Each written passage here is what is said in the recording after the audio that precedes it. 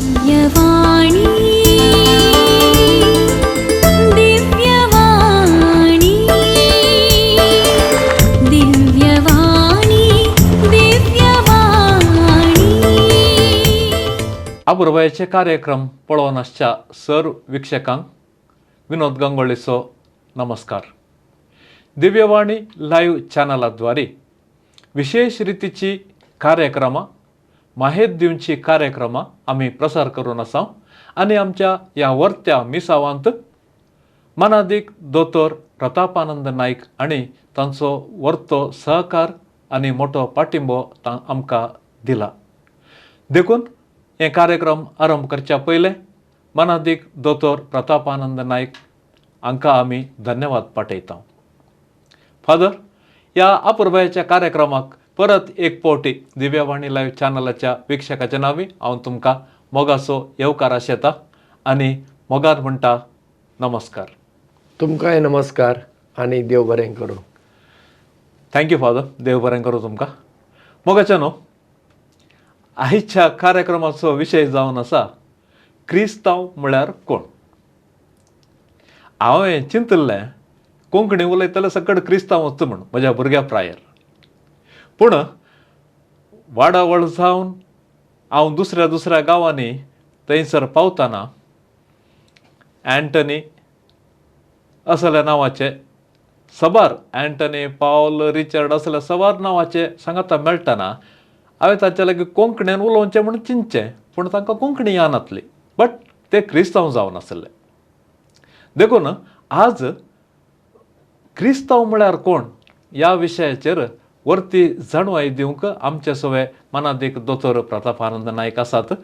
बाबानो, क्रिस्तांव हो शब्द कसो आयलो बाबानो? क्रिस्तांव हे उतार आमकां पोर्तुगेज भाशेंतल्यान आयला, कित्याक पोर्तुगेज गोंयांत 1550 10 वर्सां आयले आनी हांगासर क्रिस्तांव धर्माचो प्रसार जालो. कितलींशींच पोर्तुगेज उतरां आमकां आयल्यात, धर्माची आनी हेर उतरां आयल्यात. आतां काजू उतर घेया, पपाय उतर घेया, ही पोर्तुगेजांतल्यान आमकां आयल्यात. आमी बटाटो म्हणटात, पोर्तुगेजांतल्यान आयला. धार्मीक उतरां कुरीस पोर्तुगेजांतल्यान आयला. तेर्स, आल्तार, रजार, ओरेसांव, बुयांव, कितलींशीं उतरां ही सगळीं पोर्तुगेज भाशेंतलीं. तशेंच आमकां क्रिस्तांव पोर्तुगेज भाशेंत क्रिस्तांव म्हणटात तेंच आमकां आयलें. इंग्लीश भाशेन क्रिश्चन वय मू ते पोर्तुगेज भाशेन ते क्रिस्तांव जाल्ल्यान उतर जाल्ल्यान तेंच उतर आमकां आयलें आनी क्रिस्तांव म्हणलें नांव आमकां पडलें. म्हणल्यार क्रिस्ताचे कोण पाटलावदारां आसात तांकां क्रिस्तांव हें उतर आयलें. पूण हाका हांव एक कितें म्हणुया, वेगळ्या तरेन ह्या उतराची फोडणी करता.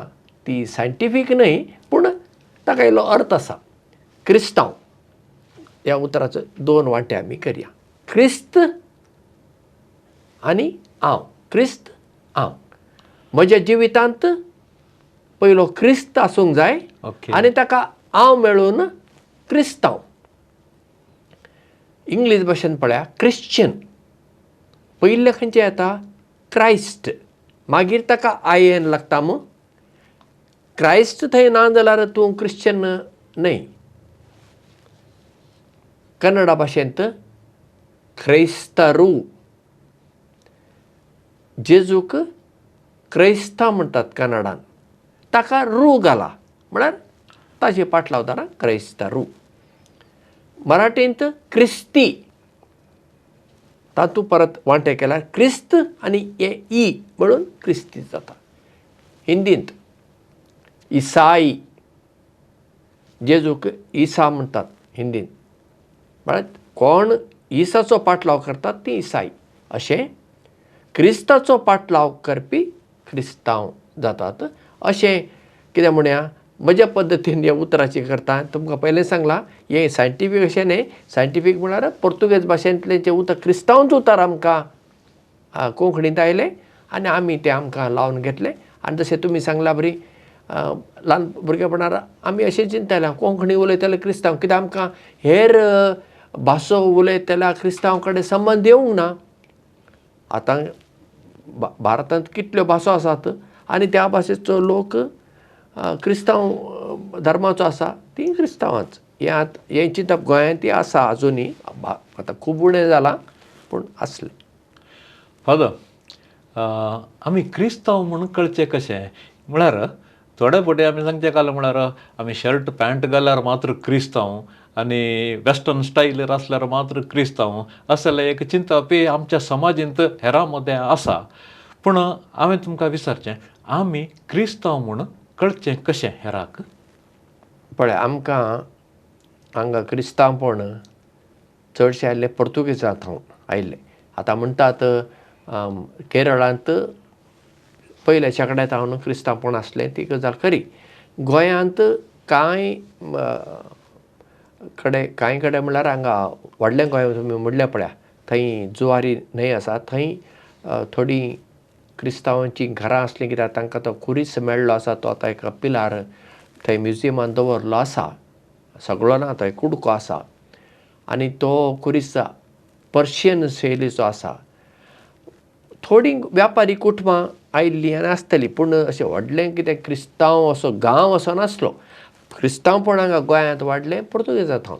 आतां पुर्तुगेजांनी कितें केलें, तांणी धर्माचो आनी संस्कृतीचो फरक केलो ना. तांकां दिसलें हांगाची संस्कृती ती सकट क्रिस्तांव न्हय. पॅन्ट शर्ट घालें, सूट बूट घालो, आनी कांटे कुलेर वापरले, हे सकट गजाली आसा पळया, तूं क्रिस्तांव. हाका लागून असलें एक चुकीचें चिंतप आमच्या मदें आयलें. धर्म वेगळो आनी संस्कृती वेगळी. आतां क्रिस्तांव म्हणून आमची वळख कशी धरची हें जायते फावटी हांव लोकांक विचारतां. थोडीं जाणां म्हणटात गळ्यांत कुरीस घाल्यार क्रिस्तांव. हांव म्हणटा गळ्यांत कुरीस कोणेंय घाली येता, आतां तें एक फॅशनच जालां. थोडे कुरीस घालतात. कुरीस घालो म्हूण कोणी क्रिस्तांव जायना. मागीर थोड्या फावटी म्हणटात आमी इगर्जेक येता, हांव मागणें करता. हांव म्हणटा इगर्जेंत कोणेंय येवं येता, मागणें करूं येता. एक फावटी म्हजो असो अणभव महाराष्ट्रांत गेलो. म्हाका आमच्या जेजुतांचे एका ल्हान फिरगजेंत 15 जाण लोक थंय विस्पेटोवंक जाय. हांवें उलयतना अशें म्हणलें, आतां हांगा असलीं तुमी क्रिस्तांवां आसतलीं म्हूण तुमकां हांव हें सांगता. तेन्ना एकटी चली उबे रावन म्हणटा, फादर हांव क्रिस्तांव न्हय. मागीर हांवें विचारलें हांगा आनी कोण ना.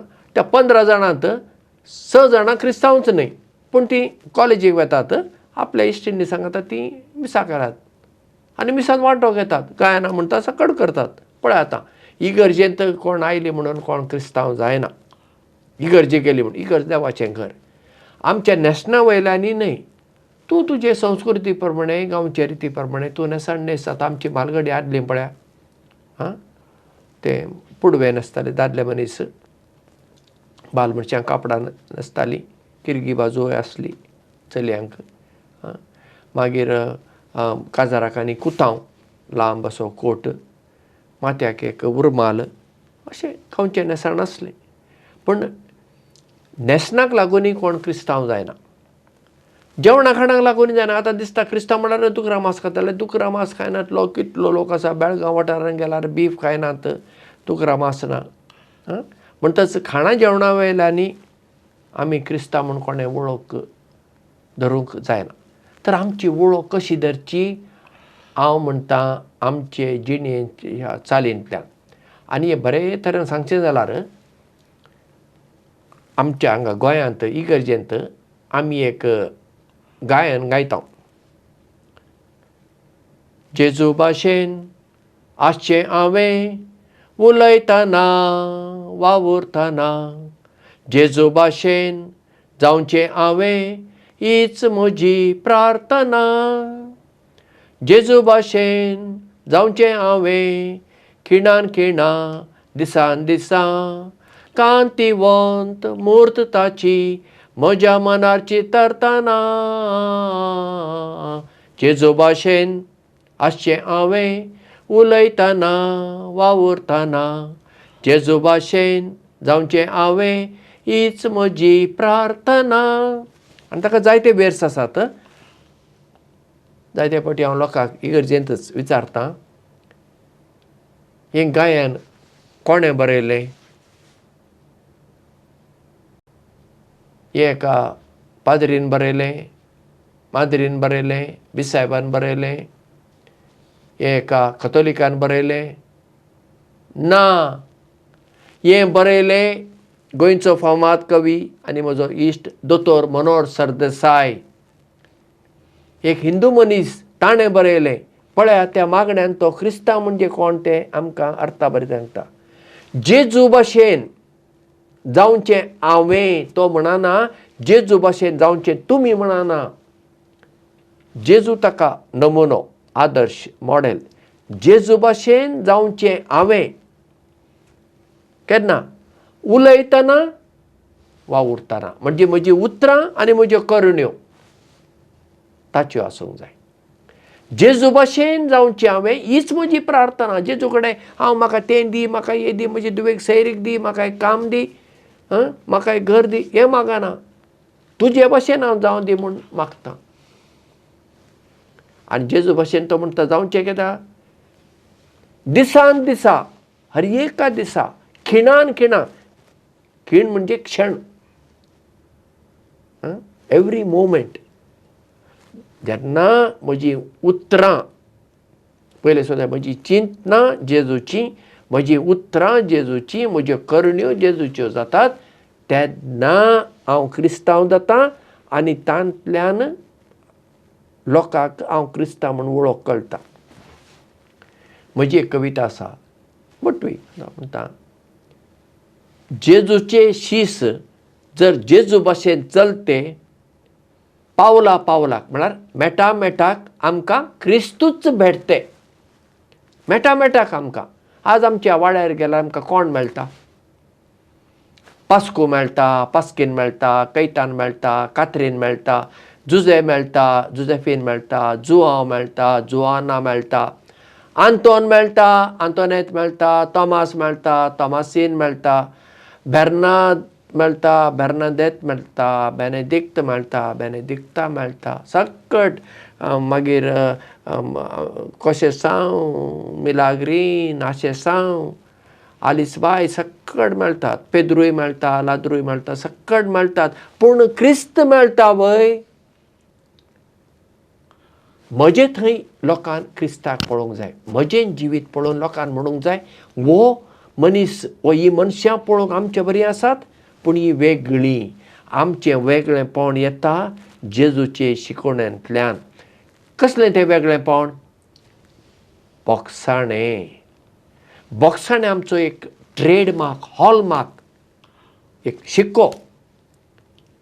दुसऱ्या धर्मान बोगसाणें ना म्हूण ना, पूण तितलें ना.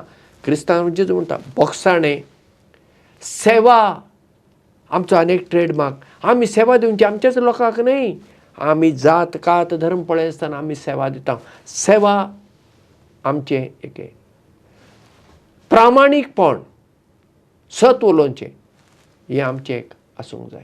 आदीं गोंयांत ही व्हडलीं व्हडलीं धंदेकारांचीं घराणीं आसात. डेंपो म्हणा, साळगांवकर म्हणा, टिंबलो म्हणा, तांच्या हातूंत हे पयशांची जबाबदारी पळोवंक खजनदार क्रिस्तांव मनशांक अपॉयंट करताले. कित्याक खंय तरी तांचो एक विस्वास, क्रिस्तांव मनीस फटयना, तो सत्यवंत म्हणलें. तर जेजूची शिकवण आमच्या जिवितांत आमी जियेतना आमी क्रिस्तांव जाता आनी आपशेंच आमी क्रिस्तांव म्हूण कळटात.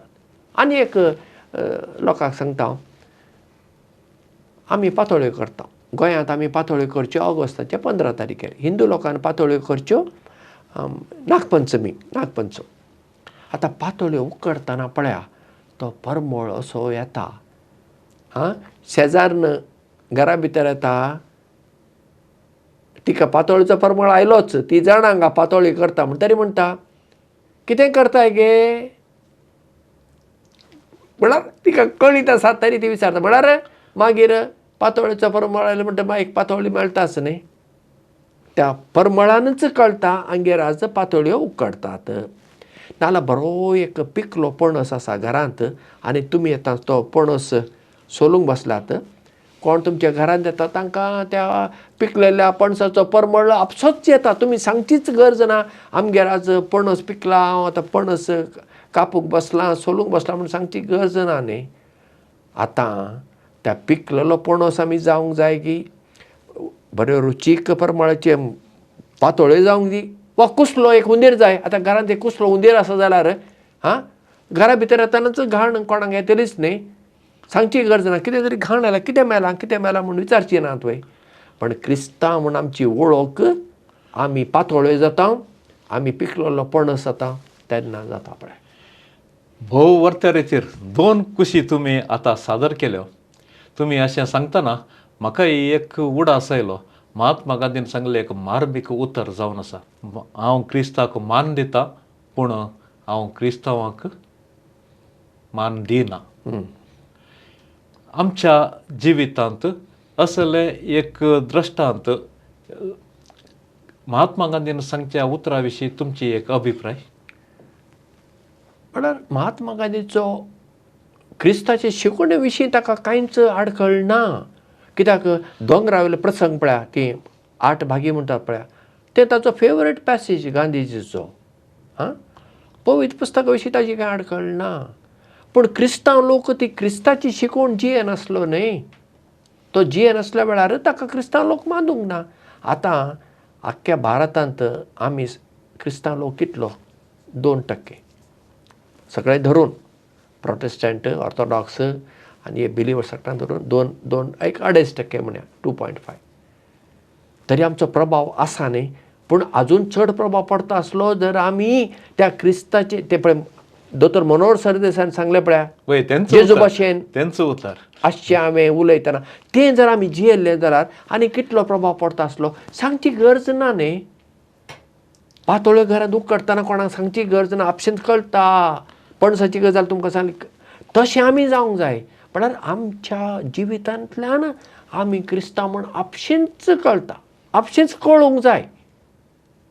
तांकां दुबाव तरी येवंक जाय. वो मनीस कोण तरी वेगळो, कोण तरी वो वेगळो मनीस. आमच्या भशेन दिसता, आमच्या भशेन न्हेसता, आमच्या भशेन खाण जेवणाचें, पूण वो कितें तरी वेगळो. तें वेगळेपण जेन्ना आमच्या जिवितांत येता ती आमची क्रिस्तांव संस्कृती. आतां आमची भाशेची एक संस्कृती आसा कोंकणी, पूण ही एक संस्कृती जेजूची संस्कृती आमची जाताना आमी खरी क्रिस्तांव. नाजाल्यार बेश्टी नांवां पुरती इगर्जे गेले, मागणें केलें, कुर्सावाट केली, मागीर येवन हांगा घे लढाई झगडी गाळी सवे आनी स्कांदलाचें जिवीत. आमकां तसलीं क्रिस्तांवांच नाका हांव म्हणटा. आमकां गरज ना. आमकां क्रिस्तांवाचो आंकडो वाडोवची गरज ना. तें मागीर मतांतर येतना ताजे विशीं हांव उलयतां. Yes father. आतां आमी सकड क्रिस्ताचे पाटलावदार क्रिस्ताच्या मेठांनी चलचे, आमी क्रिस्ताचे तद्रुपी म्हूण सांगच्यांत क्रिस्तांवपणाक एक अर्थ आसा म्हूण तुमी आतां सांगलें. पूण आमचे मदें जातीकी म्हत्व आसा म्हूण उक्तें सत्य, ह्या विशयान तुमी कितें म्हणटात? धर्मांत जातीक स्थान ना. क्रिस्तांव धर्मांत जातीक स्थान ना. हिंदू धर्मांतल्यान चडसो लोक क्रिस्तांव जाल्ल्यान हिंदू धर्मांत जातीची वेवस्था आसा. आतां ती थंय आसूंक जाय वा नाका तें तांणी ठरोवचें, हांव कोण तें सांगूंक. पूण आतां आमी ती न्हय, ती आमची संस्कृती न्हय आतां. कित्याक ती जातीची वेवस्था कितली दुसऱ्यांक चेपून दवरता, चिड्डिता, मोड्डिता, तांकां मनशापणाचो मान दिना हें आमी जाणा. सांव पावलो कितें म्हणटा? आतां आमी सगळीं क्रिस्ताची. हांव जिवंत आसल्यार आमी क्रिस्ताची, मेल्यार आमी क्रिस्ताची. हांगा आतां जुदेव, जेंटील आनी ग्रीक म्हणलो फरक ना. आमी सगळीं क्रिस्ताची. पूण हें चिंतप आमचे कडेन ना. आमी 2 वड्यांचेर, म्हळ्यार तुमी ताका 2 म्हणटात पळय, आमी वडे म्हणटा, 2 वड्याचेर पांय दवरून आसा. एक वडें आमच्या क्रिस्तांव धर्माचें आनी आमच्या आदलो मूळ धर्म कितें अशें म्हणटा तें ताचेरय आमचो एक पांय आसा. देखून कोणी तरी म्हणटा हांव क्रिस्तांव बाब म्हूण. हांव म्हणटा तूं क्रिस्तांवच न्हय. तुका जर जात जाय, ज्या धर्मान जात आसा थंय तूं वच. क्रिस्तांवांची जात एकूच. क्रिस्ताची. क्रिस्ताची जात आमी. क्रिस्ताची जात खंयची? तो देव. ताच्या देवपणांत ताणें आमकां वांटो दिलो, आमच्या मनशापणांत ताणें वांटो घेतलो.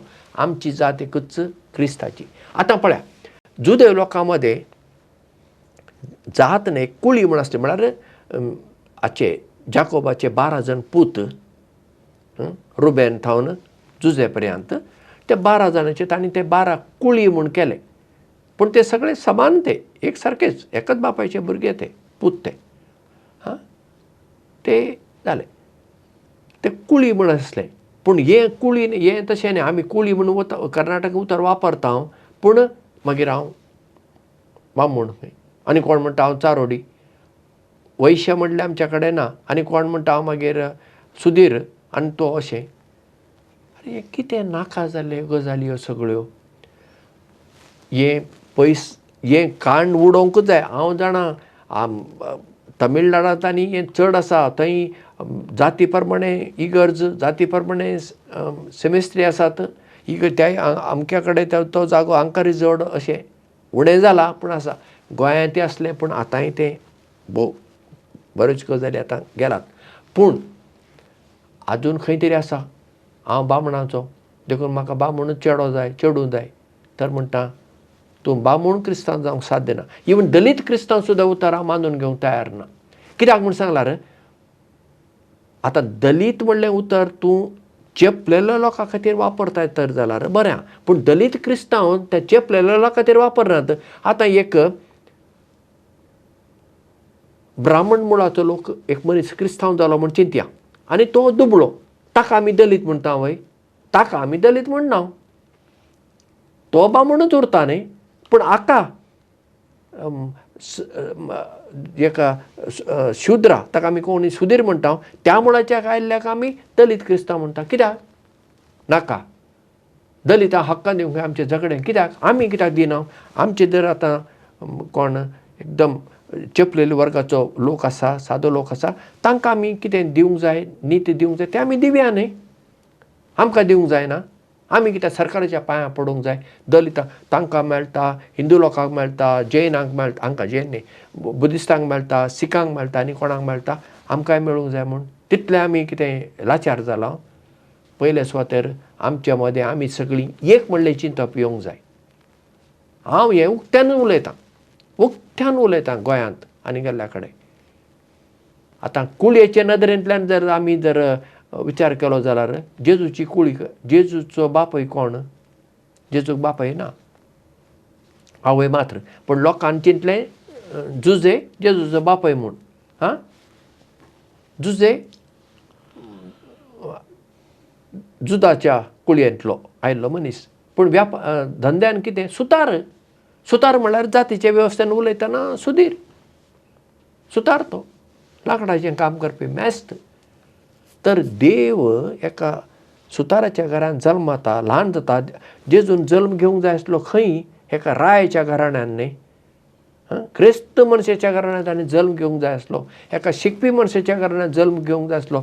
देवान तशें करूं ना. तो जल्मालो एका दुबळ्या कुटुंबांत, ल्हान कुटुंबांत, आनी एक घर सयत ना थंय गोट्यांत. तर आमी कित्याक हें जातीचें वडपण घेवचें? हें आमी खंडन करूंक जाय. पयले सुद्दां आमी कोण फुडारी आसात पळय, आमी हें स्पश्ट उलोवंक जाय. आमच्या मदें जात कात कसलेंच ना. इगर्जेंत सगळ्यांक समान, एका फ्रेगर्जेंत सगळ्यांक स्थानमान आसा, हर एकल्याक आसा. जाती प्रमाणे कोण मागीर गुरकार, आनी कोण अध्यक्ष, कोण उपाध्यक्ष अशें जावंक दिवंकूच पावना. कित्याक हांगा विकाराचो विकाराचें स्थान आनी म्हत्व खूब येता. तो जर घट रावलो जाता. नाजाल्यार थोडे आसात त्या गांवांत, त्या गांवांत म्हळ्यार ज्या जाती वेवस्था मानतले आसात, आनी तांकां आपल्याच जातीचे मनीस अमके जाग्यार बसले जाय. हाचेर खूब कितें म्हणल्यार विकारान जागृतकाय सांबाळची पडटा. आमी हो भेदभाव करूं नये. कित्याक देव करिना. देव करिना. देवाक आमी सक्कट ताची भुरगीं, तर ताची सक्कट भुरगीं जाल्यार थोडी विशिश्ट भुरगीं कशीं जालीं तर ही खंय हांगा तकलेंतान रचलीं, उरलीं भुजांतान रचलीं, थोडीं पांयांतान रचलीं, आनी थोडीं मागीर ना, पांयां भायर खंय. हे सगळं चिंता पासा पड्या हे आमच्या क्रिस्तांव धर्माक विरोध क्रिस्ताचे शिकवणेक विरोध जातीक क्रिस्तांव धर्मांत स्थान मान ना.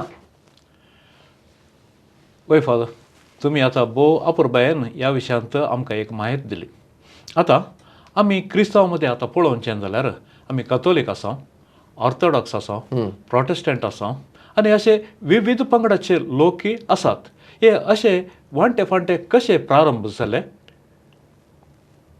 सुरवातेर क्रिस्तांव लोकूच आसलो. सांग आतां क्रिस्तांवपणाची सुरवात खंय जाली?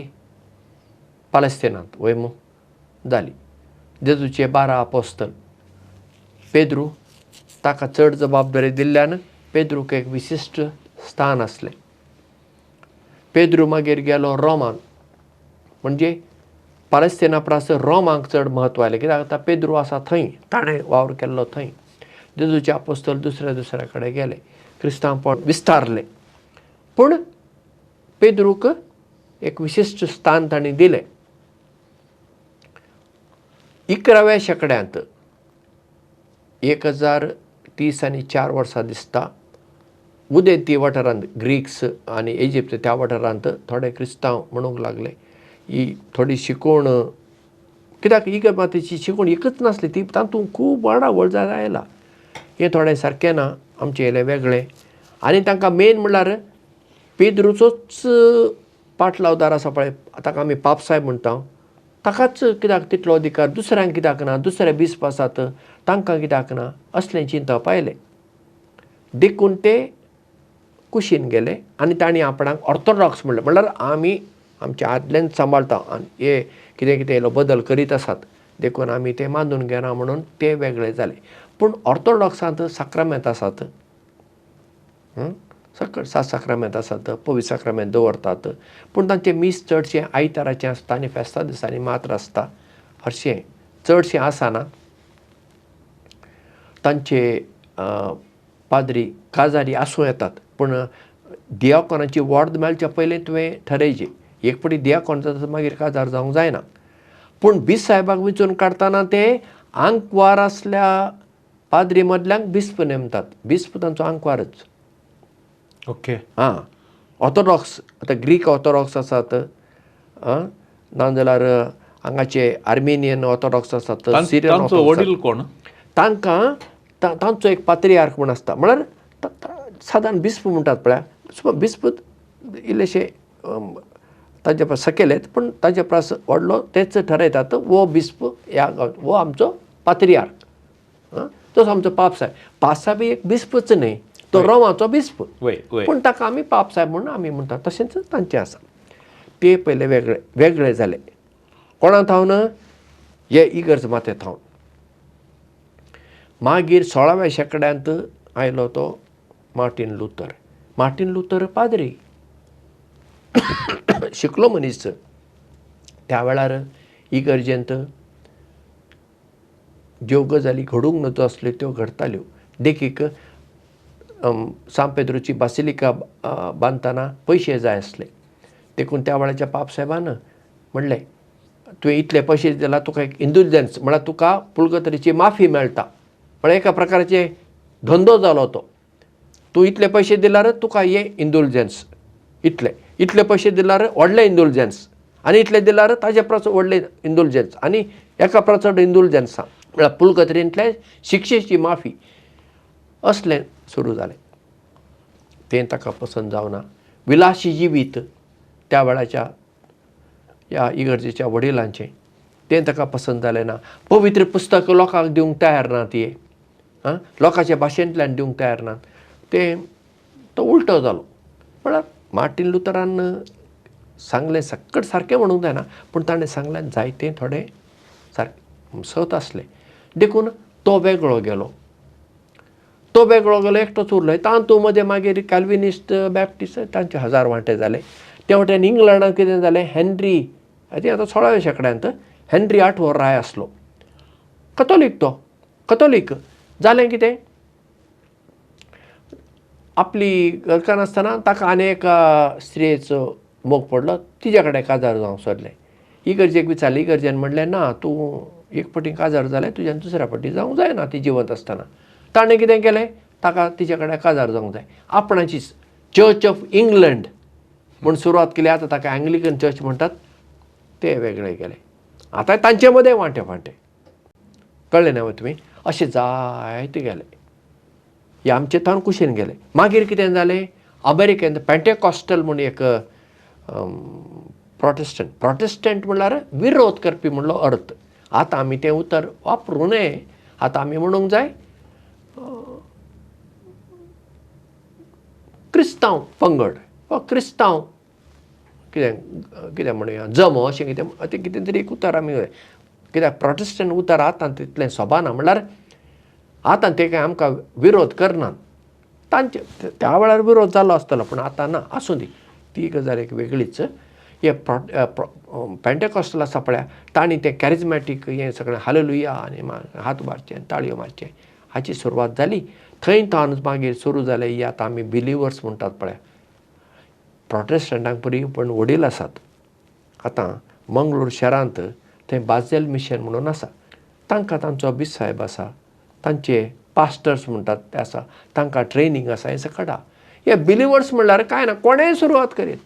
घरांत एक जेजूचें एक चित्र लाय आनी इल्लें मागणें कर हालेलुया म्हूण आनी हिलींग म्हूण कर. हें सगळें आसा पळय. अशें वांटे फांटे जाले अधिकारा खातीर. पूण उदेंतीचे आमचें जाल्लें मेनली ऑर्थोडॉक्सीचें जाल्लें शिकोवणे खातीर चडशें आनी इल्लेशें अधिकारा खातीर. प्रोटेस्टंटाचें जालें इगर्ज चलच्या थोड्यो गजाली सारक्यो चलनासल्यो ताचे खातीर. हे आसात पळय बिलिवर्स हे फकत पयशां खातीर हांव तुमकां सांगता. आज तो एक धंदोच जाला व्यापारच जाला. कोणेंय सुरू करूंक जाता म्हणून. पूण अशें वांटे फांटे जालें. पूण इतलें आसून सयत हांव म्हणटा आमी सकट क्रिस्ताचीच न्ही. आमी क्रिस्ताचीन कथोलिकी क्रिस्ताक देव म्हणून मानता. ऑर्थोडॉक्सी मानतात. प्रोटेस्टंटी मानतात आनी हे बिलिवर्सी हे मानतात. पण आमी सकट क्रिस्ताची. हे वेगळेपण आसा आमच्या मदें पूण आमचे कडेन एकपण आसा तें क्रिस्त आमकां सगळ्यांक केंद्र. हे मतीन दवरून आमी आतां उलोवंक जाय आनी वावर जावंक जाय अशें म्हाका दिसता. फादर आतां प्रस्तुत परिगतेक हांवें येवचें जाल्यार क्रिस्तांवांचेर एक गंभीर आरोप आसा. मतांतर करतात म्हूण. ह्या विशयान तुमी कितें म्हणटात? पळया आदीं कुशेनी जालें बळांनी जालें हें खरें. प्रोटेस्टंटांनी केलें पूण आतां हें चडशें कोणी बळान करिना. आनी बळान केलें जाल्यार तें खरें ती क्रिस्तांवांच न्हय. आमकां तें कित्याक जाय तशें कोण आतां चडशें करूंक वचनात. पूण एक कुशेन एक दुसऱ्या धर्माचो मनीस आपलो धर्म जर बदलूंक सोदता ताका तो अधिकार आसा. धर्म त्या भारतांत आसा म्हणून न्ही खंयच्याय देशांत ताका तो ताचो अधिकार. तो धर्म खंयचो धर्म स्विकारचो वा स्विकारचो ताचो अधिकार तो तें जाता. पूण ताका पयशे दिवन नाजाल्यार ताका आनी दुसरें तुका हांव घर बांदून दिता नाजाल्यार तुका हांव काम दिता आनी कितें दिता हें सकट करचें हें सारकें न्ही. आनी अशें करूं नये. अशें कोण करता जाल्यार तें आमी खंडन करूंक जाय. पूण भोव थोडे करता जाती चड करून हें आतां जाता. हे आमचे बिलिवर्स म्हूण आसात पळय पंगड आसात. पंगड हे प्रोटेस्टंट न्हय हें समजून घेवंक जाय आमी. तांचे थावन हे थंय हांगा मागणें करचें मागीर आमी हिलींग करता म्हणचें थंय मागीर लोक येता. मागीर तो राग त्या हेर धर्माच्या लोकांक येता आनी मागीर ते आरोप घालतात म्हणजे. आनी तांकां तें कळना हे कथोलीक न्हय हे प्रोटेस्टंटी न्हय हे बिलिवर्स म्हणून. तांकां दिसता अरे जॉन लोबो म्हणटा तो क्रिस्तांव म्हूण ते सकट आमकां एकाच हातूं कितें दाल्यान घालतात क्रिस्तांव म्हणल्या हातूं. आनी तांणी केल्लें आमकांय लागता कित्याक एका मनशान केल्लें बरेंपण सगळ्यांक लागता आनी वायट केल्लें सगळ्यांक लागता न्ही.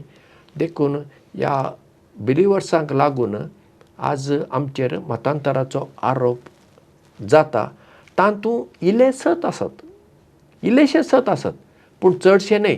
पूण सकट बिलिवर्सी तुका कितें फोर्सान येवन हें करिनात. पूण ते एक करतात. आतां गोंयांत हांव जाणा एक कडेन ते तुका बसाची अरेंजमेंट करतात तांच्या मागण्यांक येवंक. थंय वयता तुका बरें जेवणूय दितात. ओके. आदल्या दिसा सांजेर गेल्यार रावची ही वेवस्था थंय आसा. आनी मागीर तुज्या कडल्यान धांतलो एक वांटोय घेतात बायबलान सांगला म्हणून. पयलें ते तुका दितात. आतां बिलिवर्सांची बरी पद्दत गोंयांत कशी चलता तें हांव तुमकां सांगता. कर्नाटकांत कशी चलता ती म्हाका खबर ना. आस्पत्रेन कोण तरी बरो ना बिलिवर्स वतात. थंय वचून तुका कोण ना वय कोण दिनात म्हळ्यार ते टार्गेट करचे आनी असल्यांकच थंय ते एकटोच पिडेस्त आसता कोण ना. म्हळ्यार गेले तुका वखद हाडूंक जाय. बरें बरें कोण ना बरें हांव हाडटां वखद हाडून दितात. तुका जेवंक कितें ना वय फळ जाय आनी कितें जाय तें हाडटात. तुका भेट दितात. अरे हांव आतां आस्पत्रेन आसा म्हाका म्हजी म्हणली कोण नात आनी कोण तरी येता आनी म्हाका आदार करता म्हाका कितलें बरें दिसचें ना. मागीर तो मनीस म्हणटा हांव तुजे खातीर मागता. हांव म्हणटा बरें सायबा माग सायबा म्हाका ह्या आस्पत्रेंतल्यान आतां भायर वचूंक जाय. तो हात दवरता आनी मागणें करता आनी कितें करता. मागीर हांव बरो जाता आनी मागीर तो मनीस म्हाका म्हणटा आमचें मागणें आसा तुज्यान येवंक जाता. हांव मागीर थंय वता. आनी अशें जाल्ल्यान कितें जाता पयलीं ते तांकां कितें दिवन लागीं हाडटात. मागीर धांतलो एक वांटो दी अशें. हेंय सारकें ना. कोणाकय आमी तूं कोणाक आस्पत्रेंत आसल्याक सेवा करताय कर मागणें करताय कर.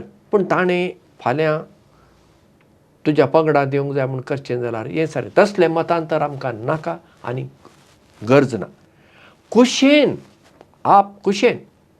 जेजूची शिसां जावंक सोदता तसलो आज भारतांत कितलो लोक आसा जाणात तुमी. गोंयांत आसात. हांव तांकां इंग्लिशीन आमी तांकां एनॉनिमस क्रिश्चन म्हणटात. जेजूची शिकवण पाळटात. तांच्या धर्मांत तीं आसात. तांच्या धर्माचें कितें आसा तीं करतात. पूण ताचे पेक्षा आमी लोकांक हें दिवचें आशा दिवची पयशे दिवचे आनी कितें दिवचें आनी तसलें केल्यार मतांतर तें सारकें न्हय आनी तें करूनय कांय फायदो ना आनी तें देवाकय मानचें ना. फादर आतां आमी जाणा जाल्या क्रिस्तांव आमी सोम्याचे पाटलावदार जाल्यार आमचे मदें कितले वांटे फांटे आसात. सोम्यानच सांगलें एक उतार आसा बापा ते सोमेस्त एक जावं. तर ह्या सर्व जेजूक मानच्या ह्या आमच्या भावांक भयण्यांक सांगाता हाडूंक कांय तरी एक हाडच्या विशयांत कांय तरी एक तुमची अभिप्राय कशी आसा. म्हजी अभिप्राय व्हडली गरज ना. कित्याक म्हळ्यार प्रयत्न चलतात हर एक कडेन चलतात. विविध देश आनी विविध ह्या जम्यांक आपोवन थंयसर मागणें आसता संवाद आसता आनी ही बरी गजाल. पळया आमी कसल्याय कारणा खातीर आमचे वांटे जाले पळय मू कसल्याय कारणा खातीर ताका आतां ती आसली ती मनशां जबाबदार नात. आसूं आमकां एकवट कोण हाडटा क्रिस्त न्हय तें म्हत्वाचें न्हय. तर ताका लागून आमी येवया न्हय. आमी सांगाता मागणें करूंक जायना. मागणें करूंक जाता. मागणें करूंक जाता. गायनां करूंक जातात. थोडीं तरी गायनां आमच्यान करूंक जातात. नातालांच्या वेळार आमी एकठांय वता. तांच्या संतोशान आमी वांटो घेवंक जाता. आमच्या संतोशान ती वांटो घेतात आनी आमी सांगाता वावर करूंक जाता न्हय. खंयच्या एका ह्या गांवांत आतां कितें प्रस्न आसात ते प्रस्न कशे सुटावे करचे. नितळसाण ना.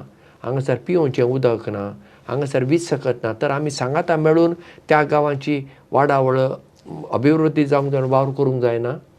जाता अशें आमी सांगाता मेळून वावर करतना आमी सांगाता येता. कोण जाणा देवाची कुशी वयत जाल्यार एक दीस एक पंगड जावं येता. आनी जावंक जाय म्हणून कांय तशें कांय ना. वय जेजून तशें मागणें केलें आनी जेजूची कुशी ती आसलीच. ती कुशी ती संवसार सरा पर्यंत जातली काय आमी नेना. पूण खंय तरी सुरवात जावंक जाय. आमचें चिंतप पयलें बदलूंक जाय. आमचें चिंतप कितें हांव बरो तूं खोटो. म्हळ्यार हांव बरो म्हणूंक तूं खोटो म्हणून हांवें म्हणची गरज ना न्हय. पूण आमी तेंच करता. हांव बरो तूं खोटो. म्हजें सक्कट बरें भांगार तुमचें सगळें गोबर पळया असल्या चिंतपान आमी आसा तें आमी पयलें मोडून उडोवंक जाय. आमची उतरांय बदलूंक जाय. पळय आमी आतां उलयतना क्रिस्तांव आनी अक्रिस्तांव, क्रिश्चन आनी नॉन क्रिश्चन हांव तें उतर वापरिना. पीपल ऑफ अदर फेथ, क्रिस्तांव आनी हेर धर्माचे वय फादर लोक अशें म्हणूं येता. वय, तशेंच आतां आमी प्रोटेस्टंट म्हणलें उतर काडूंक जाय. ताका एक बरें उतर आमी चिंतूंक जाय. आमी कथोलीक ऑर्थोडॉक्स जालेच, ऑर्थोडॉक्स आसात. आनी हे कोण हेर क्रिस्तांव पंगड खंय तरी आतां ह्याच वेळार म्हजे कडेन तें उतर येना. आतां चिंतचें पडटलें हांवें. सद्याक तरी म्हणटा क्रिस्तांव पंगड, हेर क्रिस्तांव अशें कितें आमी म्हणूं येता न्ही. कित्याक थंय म्हत्व येता क्रिस्तांवाक. प्रोटेस्टंट म्हणटाना क्रिस्ताक म्हत्व येना. पळय वय क्रिस्ताक क्रिस्त नांव म्हत्व तांतू. थंय क्रिस्त ना. पूण आमी म्हणूंक जाय other Christian groups. We are Christian, we are all Christian, but we are Catholic. Catholic म्हणल्यार उतराचो, कथोलीक ह्या उतराचो अर्थ कितें जाणात? विशाल, विस्तार. आमच्या नांवाचो अर्थ मात विशाल, पूण आमचें चिंतप अशीर अशें. दोळे आमचे, कान आमचे अशें जालां. तोंड मात आमचें उगडें. तोंड एक उक्त्या, पूण दोळे आनी कान आमी थांबता ना. तर अशें आमी सांगाता वावर करया, सांगाता घेवन वचुया. खंयच्याय इगर्जेचेर फाल्यां एक आक्रमण जाल्यार तें आमचेर जालें म्हणून आमी चिंतूंक जाय. आमचे इगर्जेर फातर मारलो मात आमी बोबो घालच्यो न्ही. थंय जाल्यार बरें आमचेच भाव तेत. आनी तांकांय आमी सारकें सांगूंक जाय तुमी हें करता हें सारकें ना, हें अशें करिनाकात तुमी म्हण आमी संवाद करून आमी तांचें कितें बरें आसा तें आमी घेवया. आमचें बरें तांकां वांटया.